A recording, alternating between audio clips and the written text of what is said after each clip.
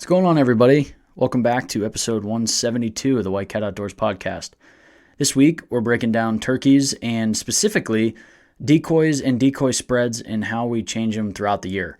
So this is going to be a fun episode. Tom and I really dive into how our setups for turkey decoys change throughout the year and how ours are even different just between the two of us. And they work for both of us, so I guess take that with what you want. It was a lot of fun to talk about it and kind of get some differing opinions on our setups and kind of hopefully maybe get some new ideas for this year. Speaking of new, we still have our merch up for sale right now. So if you guys want to head on over to our Instagram, it's in our bio. You can check it out there. We've got tons of new designs. We got shirts, we got hats, we got long sleeves. So yeah, check that out. We'd love it. But without further ado, let's get tuned in to this week's episode. So I did the cardinal sin. I pull up my bow, and then I look dead at his antlers. I got out of the truck, and when I slammed the door, I heard gobbles all around me. Let's see it. Alaska, moose, spot and sock. That is the bucket list. I agree.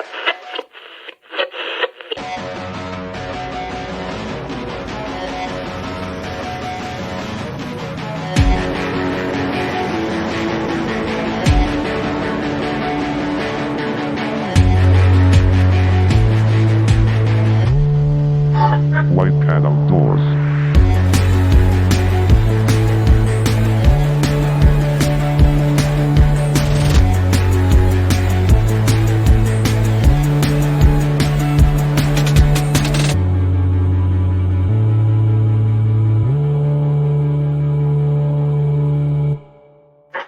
White Cat Outdoors. What's up, everybody? Loving that new intro. Good stuff. Sounding good. Yeah, dig it. We'll just get right into it since Nick handled all the announcements and everything in the intro. So, Yeah, you're welcome. yeah, you're a great guy, Nick. We appreciate you. So this week, like Frank said, we covered it already. Yeah, but I'm not here. Hey, Tom. Tom, glad to have you in the studio. Glad to be here. This is like kind of we rent the studio from you in a way. So Yeah. it's kind of like we just figured you're just here, you know? Yeah, it's my place. So Yeah, if you miss an episode, it's pretty bad at this point. So if there's an episode happening, just assume Tom's in the room. I'll not an you're intro anymore. Yeah, yeah. The man that needs no introduction, Yeah. Tom Soaps. How you doing? Good. Glad to be in the studio. Thanks for having me. Of course. And it's a good thing we have you, Tom, because today, like Frank said, we're going to be covering turkey decoys and specifically like the layouts, like different spreads of decoys and how it changes throughout the year. For me personally, it doesn't change throughout the day, but I don't know how Tom uses decoys. But specifically, just as you progress through the year, the area you're hunting can differ how you want to set up your decoys and even the style of your hunting, the way that decoys are facing, and just overall spread. So I just wanted to kind of touch on that a little bit because I've had a lot of good encounters and success with decoys, and I personally believe it's because of the way I set them up and not just willy-nilly like I used to. Mm-hmm. So without further ado, I guess I'll just jump in early season, and then we'll just kind of work around the table as we progress through the season. For opening weekend, usually like that first week of May, that's kind of when, at least in our area now, it's going to change depending on where you're at. So I guess move it depending on your time of year. But the opening week for us is kind of like at the end of the peak for breeding, is what I see anyway. I don't hardly ever see birds actively mating during the season. It seems like it's always that week leading up to it and later in the days. But like that sunrise to noon, first week of May, I don't typically see any like mounting out in the fields. Now I get them very interested with hens and stuff, but it doesn't seem like it's as wild at that time. So the reason I bring that up is because I use that information to decide what set of decoys I want to use for the hunt. And for me, especially early in the morning, it doesn't really change throughout the day because I'm not going to bring some decoys and then go back and get them later. So like what I'm going to do in the morning is how I'm going to run it all day. So early season, first week, I use one full strut decoy, one gobbler, for a couple reasons. Jake or Longbeard? It happens to be a short beard, full fan. So I kind of look at it as like, he's more party in the front, business in the back. So I don't know, take that for what you want. He has no spurs because he doesn't have legs. But I don't know how much that really. I personally have not seen a difference in because I've used Jake fans, I've used full fans, I've used fakes, I've used reels. Mm-hmm. Doesn't seem to make much of a difference to me. I think turkeys' eyesight are really good, but they're also stupid. I think because I've seen plenty of people, including myself, kill turkeys over foam decoys that look nothing like an actual turkey. Mm-hmm. So I don't think. Well, and we talked about reaping a couple weeks ago, and if they're dumb enough to let you crawl up to them with just a fan. Yes. Now I will say I have seen way more consistent success and more aggressive reactions to a high quality decoy, without a doubt. Have I killed over cheap ones? Absolutely, but in order to get that, they come in a little bit more wary to a cheap decoy. When they come screaming, gobbling their heads off. When you watch turkey hunting on the Outdoor Channel and you see them birds just sprinting across the field, beard swinging, like this little velociraptor running in, that's the reaction I get with high quality decoys. I never once had that with old ones. But anyway, like I said, early season, I use one gobbler decoy, full strut, and for a few reasons. First one is I don't like carrying a lot of decoys. I am a very aggressive turkey hunter, so I don't like to sit in the same spot for more than 30 to 45 minutes. And I know Tom likes to sit longer than that. I know my grandpa likes to sit longer than that, but I just hate waiting on turkeys. If I'm sitting somewhere, a bird's gobbling 200 yards away, I am not going to wait for him to come 200 yards. I'm going to cut the distance and then sit back down.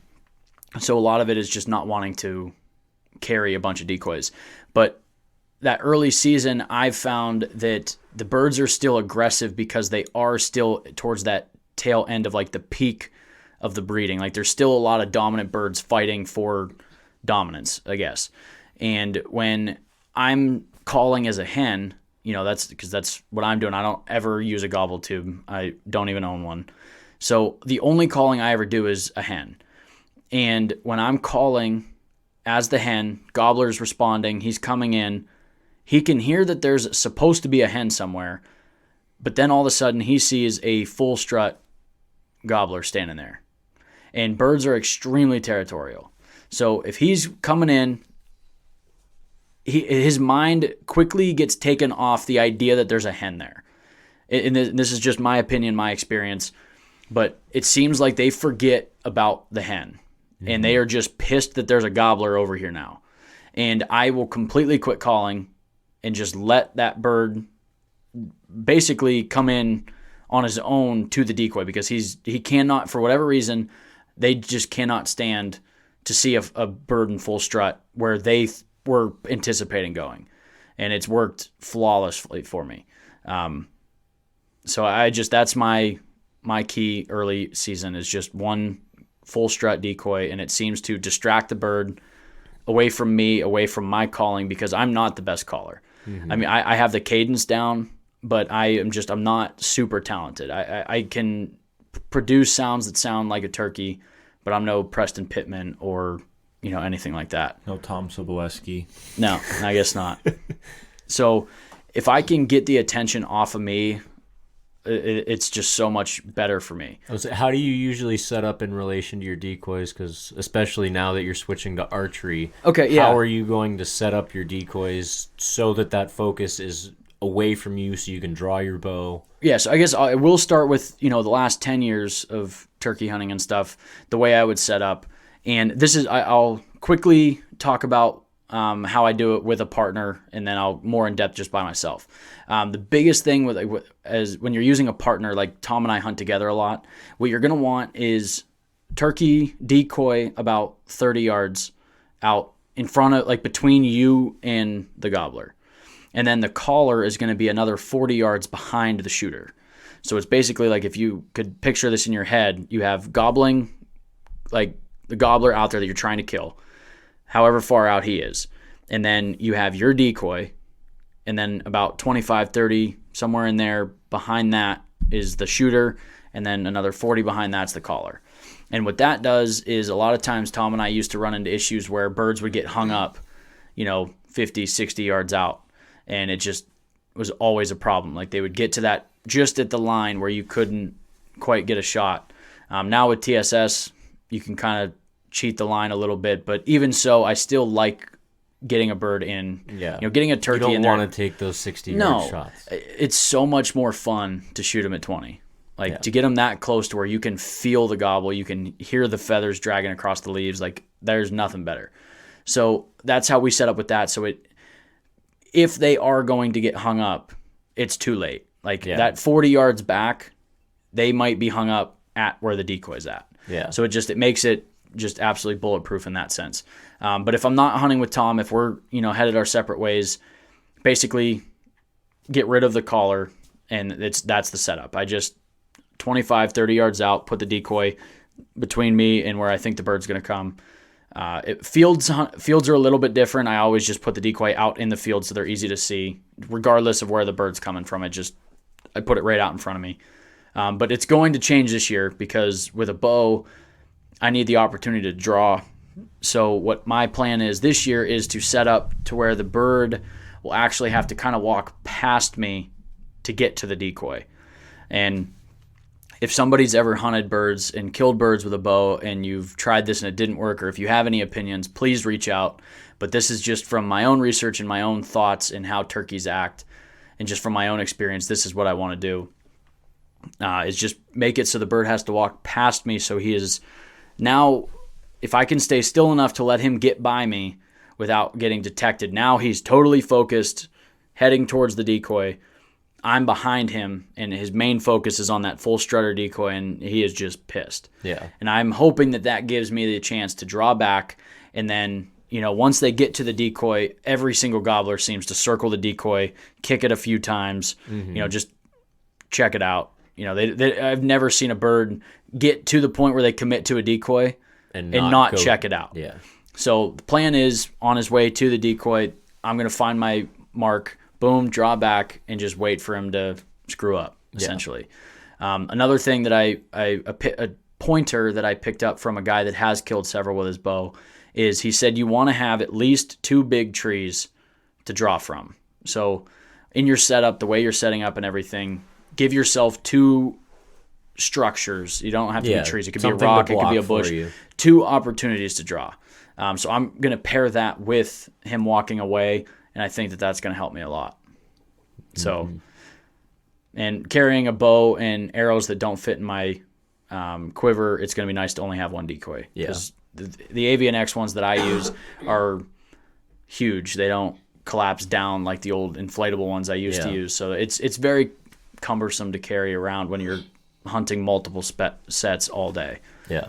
So, Tom, what is your tactics for early season when you're using decoys?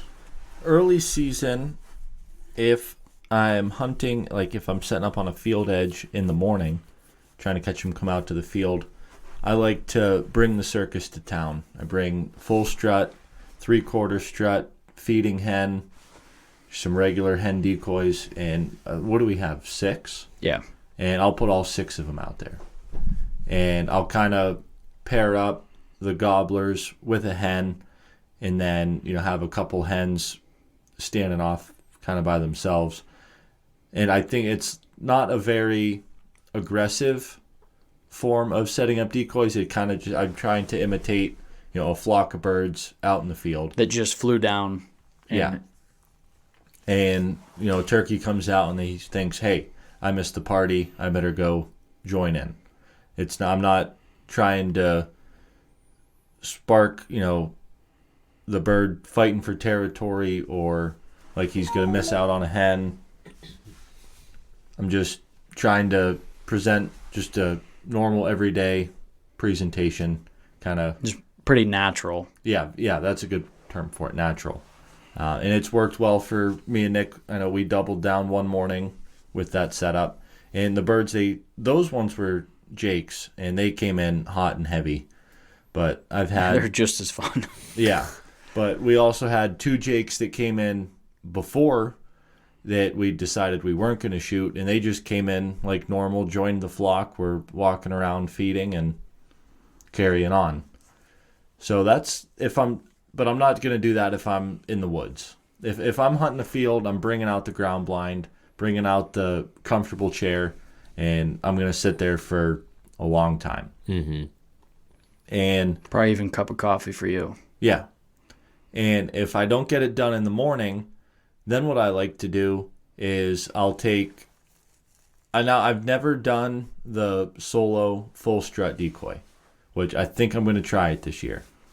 But normally what I've done in the past is in the woods, I use one hen and 1 3/4 strut Jake decoy. And if I do the setup where I'm hunting the field in the morning, then I just go collect all my decoys, tuck them in the ground blind, take the 1 or 2 that I want with me, and carry them down into the woods. And normally, like I said, I'll have a 3/4 strut Jake and a hen, and I just put them out 25, 30 yards. And the reason I'm going to switch up to just the full strut decoy is I have not had a bird come in super aggressive. And I don't know if it's pretty tough to tell the difference between a normal bird walking through the woods and when it's in 3/4 strut. But there's no question when a bird's in full strut. Yeah. And every turkey knows when he sees another turkey in full strut, he's trying to impress a lady. And it just triggers something. And that's exactly it for me. And when they see that instinct kicks in, like it's kind of like if you were at the bar and your girlfriend was up at the bar, you were shooting pool or something, and you look over and there's a guy hitting on your girlfriend. You're more worried about kicking the shit out of that guy right now than you are your girlfriend. It's your attention's going to get drawn for the fight. Most guys, in my experience, like you're going to go to the guy and tell him step away from my lady. It's not going to be like, hey, honey, we're going to go sit somewhere else. So, and that's, I think, turkeys are just that kind of way. They're just aggressive, where they see a guy trying to impress a girl that he wants, and all of a sudden he doesn't care about that anymore. I'm just going to beat the shit out of that. Yeah. And I've seen it happen many times where it's deadly. And at the bar? No, not at the bar. I haven't. The bars around here, that doesn't happen. No, it doesn't. People just kind of stick to their thing and shoot pool, throw some darts, smoke some darts. Yeah, tough to those beat. Those were the good old days. But I've had birds come in to my Jake and my hen decoy. I've shot birds over that setup, but I haven't experienced the a gobbler running in and attacking a decoy, which I've always wanted to film the attacking the decoy, but once they're in range, I just can't help but just pull the trigger. Yeah, like my buddy. Like you don't want to wait to get the video. Yeah, our buddy you just Scott lay it down. Our buddy Scott had videos, and I don't want to. I'll wait to bring him on to give, because he's got a different thing he does with his decoys. Well, we've mentioned it before. Oh, have we? With the shepherd's hook? Yeah. Mm-hmm. Yeah, he Okay. talked about it on the podcast. Oh, that's right, he did. Yeah, he uses the shepherd's hook with a full strut decoy, and it just allows the bird to kind of spin around, and then when the birds hit it, it reacts a lot, and it just causes a lot of fighting. And he just sits there and films it while it's going on, where I'd just be, anyways, I just start blasting. Like, that's my problem. Once they break in, like the bird I shot last year, he came running across the field at a full strutter, and I shot him at 45 before he was 20 yards from my decoy. I didn't give him the time of day. I was like, boom. As soon as he broke the line where I knew, because like Tom and I were shooting 40 yards and we are putting 200 BBs in the head. Mm-hmm. I'm not worried about, like, the patterns are so tight with those choke tubes that 45 yards is absolutely nothing with that gun. Yeah. But I do want to throw a disclaimer. You got to know your gun before you start pulling shots. Like you need to know what your gun is capable of, because your choke, your shot, everything all plays into. There's too many variables. You need to shoot your gun at 20, 30, 40, 50, 60, see what it does, and know where you're comfortable making a shot. Mm-hmm. And I know that at least 40 is plenty. Mm-hmm. So In an open field, that's another story too. Like if I was in the woods, probably wouldn't be taking that shot just because there's too many limbs and stuff when you're sitting on the ground. But in open field, I got nothing in my way, no problem. But what was your reason for switching over to the decoy? Was it just mainly the aggression thing? Yeah, just seeing how well it's worked for you, and mix it up, see if I can't get a different reaction. Yeah, no, it's definitely a game changer. At least it has been for me. I know, Frank, you don't use any decoys. Nope. I'm just a run and gunning kind of guy. Now, is there any reason behind that, or just you don't want to carry it because you don't want to have to move them all the time? Yeah, I can totally see that because sometimes it just gets old. I mean, Tom and I have a few times been like, all right, we're just going to pick these decoys up later. Like, we'll put them in the bags, tuck them by a log, and sometimes it just gets old. Yeah. But yeah, I totally get that. But on the rare occasion that I'm hunting birds later in the year, I do switch up my decoy a little bit, and that's when I bring out the 3/4 strut Jake, and then usually I'll do either a laying down hen, so it's going to either give typically I try to give the impression that it's getting ready to be bred. So that's typically the setup I use is a laying down hen and 3/4 strut Jake. And what I've noticed with that is as you get later into the year, peak breeding is over. Some hens are already sitting on nests. So if you do get a hen that's submissive and still wants to be bred, gobblers are going to be interested because the peak of it's over. So if there's like that, it's like the 2 a.m. at the bar, last call's happened, here it is. Seal a deal right now. So I found with that setup later in the year, it also attracts that aggressive response. And basically what it's portrays is, I'm calling as the hen, and I try to get some sounds that are, almost distressed yelping and stuff like that. You are about to be bred, pretty much. I am a very slutty turkey caller sometimes. Just have to be that way. To be, yeah. Like Tom says, you can't just be turkey calling out there. You got to call turkeys. So this is true. You got to be on top of those sort of things. So I'm portraying that type of hen. 3/4 strut Jake. So he's not like this big full strut. He's getting ready. Like, I'm coming up behind this hen here. Bird sees that. Seems like lights out each time. They're like, okay, I'm on my way. They know that like it's about to go down. I need to get over there. So that's worked for me a couple times. I think twice I've killed birds with that setup. And I have a laying down hen decoy now, but all you have to do is not put it on a stick, and you have yourself a laying down decoy. Yeah, it's the same thing. That's how I did it for a long time until I bought one that was supposed to be a laid down. And I use that setup. I don't know if my dad was purposely using that as like that setup, but my dad used to use the Jake and hen all the time, and Tom grew up same way, Jake and hen all the time. But I've since put it on the ground, and I can't remember where I read that. That's not like an original thing of mine. I can't remember where I read it, but it was one more thing where it was like, oh, okay, just set it on the ground. It gives that portrayed breeding about to happen kind of thing. So that's always fun. A little bit more decoys to carry, but I'm a firm believer if you like using decoys, I think if you have kids hunting with you or people that have a hard time sitting still, decoys give you just a little bit more of an edge, gives them something to look at. I was going to say that's a big one, is just giving you something to look at. Like you look out there and there's something out there. Even though it's not an animal, it's something to look at. And Tom, I know, I'm sure Grandpa and Dad did it with you, but I don't know how many times I, shouldered my gun on a decoy head. Because like shooting a paper at 30 yards off the corner of the barn, that's great for patterning and everything. But until you get in the woods and put your gun on like the head of a turkey, which, may not happen every single year or every day, it's tough to really portray that shot because those papers aren't ever really super accurate to scale unless you buy them in the store and stuff. But Tom and I just started printing them off the internet. I mean, it gives you a good enough idea. So putting, if you have a kid next to you that's never shot a bird, or if you've never shot a bird, that decoy's out there at 25, 30 yards. Hopefully you walked it off. You can sit there and put your bead on it and know exactly what that looks like at 30 yards. So your first time isn't on a turkey that's bobbing its head and strutting and spinning, because turkeys don't sit still for very long ever. They're like coyotes. They just constantly are moving, spinning, head's always bobbing. And I guess I read somewhere the other day that the reason that their head's constantly moving like that is so that basically the way that their eyes are on their head is that they can almost see 360 with the way that their eyes are. But that slight bob that they're constantly doing, that makes up the 360. So like when they're moving their head like that, when they're walking and stuff, they're essentially being able to see pretty much all the way around them.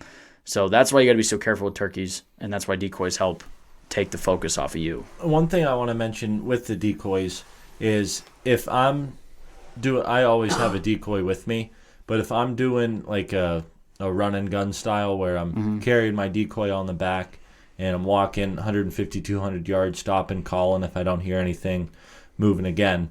But one thing I do is when I get a bird to answer doing that style of hunting, where I know, okay, the bird is that direction and he's going to be coming this way. I never put my decoy perfectly in line with me and where that bird's going to come from. Because if that bird's coming from, where he's going to come from, and he's looking straight at the decoy and you are straight behind that, well, if you move, you're in that turkey's direct field of vision. So I'll offset it 5-10 yards just to give yourself a little bit of leeway, because you won't be in that direct line of sight. I mean, if you're moving a lot, he's going to pick you out, but you can get away with scratching your nose with your bottom lip or something. Yeah, or adjusting the gun on your knee. Where if that turkey is straight in front of you, looking directly at you, you're not going to be able to swing your gun. You're not going to be able to prop your knee up. You're not going to be able to do anything. Yeah, or if you've got one of them calls on the end of your gun, forget about using that. Yeah. So that's a good point that we didn't bring up. Glad you said that, because that's huge for my setups too. You don't want it a perfect line. It's easy to say, just put them out in front of you, but you are purposefully wanting to offset them. So now, if you have no idea, if you're just setting up a decoy and blind calling, well, then you really have no idea. But another thing you can do is if you've been sitting there for 20 minutes calling every 5 minutes, and you get a bird to answer, and he is straight in line with you and your decoys 300 yards away, well, you have time to bump 1 or 2 trees over to create that offset. Yeah.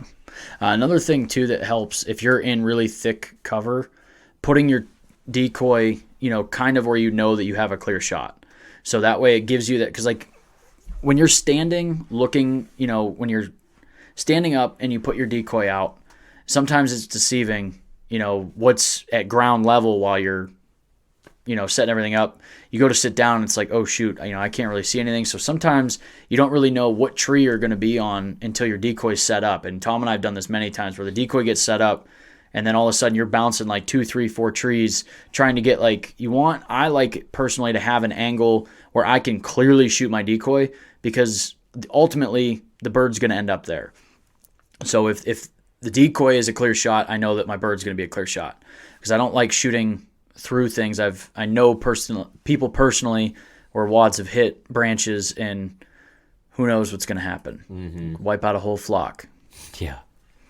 So it's just, you got to be careful, watch that kind of thing. That's why field edges are fun, because you don't have to worry about that. But in the timber, especially freshly logged areas, like a lot of stuff we hunt, there's just so much ground cover. It's just tough. You don't think about it, when you're in a tree stand, but every little sapling can get in your way. Your gun is 2 foot off the ground when you're sitting, if that. So everything is in your way. So that's important. But that's pretty much all I got on decoys. Didn't you want to ask me how my decoys changed? Oh, second half of the season. Yes, sorry. I'm so sorry. No, it's fine. I take a little bit different approach, and I drop the gobbler and just go hen only. Why is that, Tom? Why would you drop the gobbler? Because typically there's only 1 or 2 dominant birds in the area. There could be multiple longbeards, but really just one or two dominants. And I'm not out there trying to kill the most dominant gobbler. I'm out there trying to kill a gobbler. With a big old beard. Yeah. Doesn't care. You don't care about his personality. No. I just about his look. You're all about looks. Yeah. Nothing about personality. Wow, Beard that says a lot about you as a person, Tom. So there's a lot of gobblers that are tired of getting their ass kicked all spring long. And by the end of the season, they hear a hen, they start coming in, they see a gobbler with her, and he's like, you know what? This ain't worth it. I've got my ass kicked twice already this week. Not doing it again.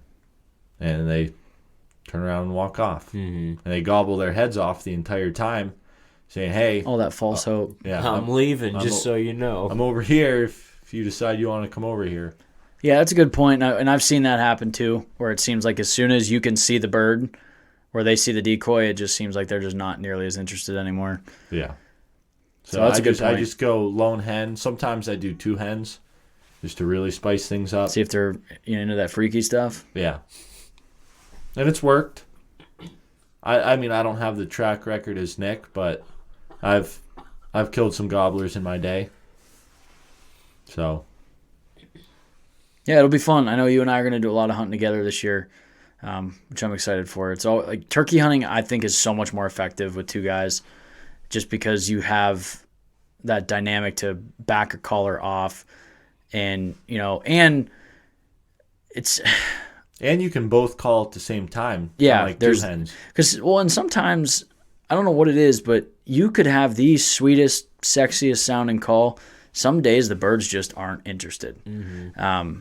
And Tom and I, it's gone both ways where, I'm calling and we're just not getting anything. And then Tom calls, and then bam, hammers. It's like, well, it just a slight pitch difference. And that's enough to fire them up. And, these birds might be 150 yards out. Never would say a word to me.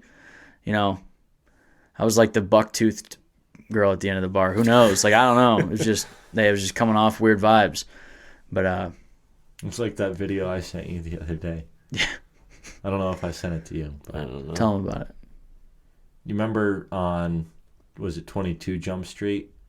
Oh, yeah. Hey, You Jeff. did. Jeff. My name's Jeff. There was a video of a hen, and it said what I think I'm saying when I'm calling turkeys. And it's like, hey, I'm over here. Come on over if you feel like it. And it's what I'm actually saying. My name's Jeff. I saw another one was like what I think I sound like versus what I actually sound like, and it was what I think I sound like, and it's like Michael Waddell just chirping away on a call, and he's obviously really good at turkey calling.